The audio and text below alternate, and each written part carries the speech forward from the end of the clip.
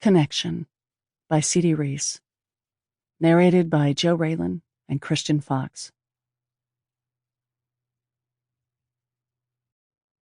Take my hand, my love. On sinews of air we tread, aught but distance our guide. With no tempo to our gait, no endpoint drawn, neither plot nor plan. By the thorns of a compass rose, we bound toward the horizon. Chapter 1. Monica. Dr. Thorensen had put up his Christmas lights on December 1st, 2 weeks ago, decorating his wood detailing and redwood fence with tiny multicolored dots. No fat inflatable snowmen, no Santas, no elves, just classy little spots hanging around the edges of his property, like a joyful fucking aura. It was too early to ring Dr. Thorensen's bell.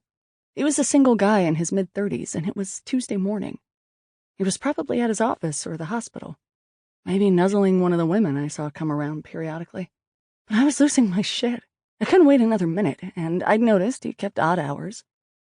I saw him through the glass in a polo and jeans, carrying a coffee cup. When the door opened, he looked grave. "Monica, am I blocking your driveway?" Then he looked at me. I must have been a sight. "Are you okay?" "Not really." "What happened?"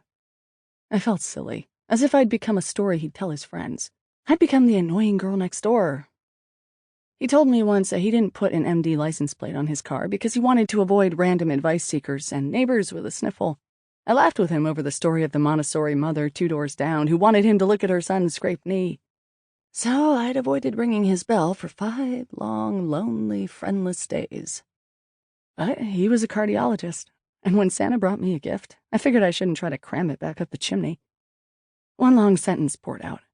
"I didn't want to bother you. I mean, it's not like he can't afford the best doctors in the world, but I'm afraid to tell them what I think or that I'll look crazy, so I was wondering if you had privileges at Sequoia Hospital?" "I do." I feared his next words would be something like, "Sorry, I'm not working right now. I deserve to be at home in peace as much as the next person, and the fact that I spent $250,000 on school doesn't make me public property." But he stepped aside and said, "Come in." I'd never been inside his house. Though I'd always been curious about it, when I finally did see it, I'd barely noticed anything. I'd been blind to details for a week. My brain had somehow narrowed down to what it thought were the only important things: breathing, worrying about Jonathan, and desire to kill Jessica.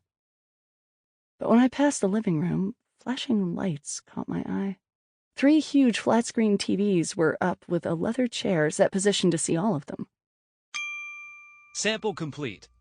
Ready to continue?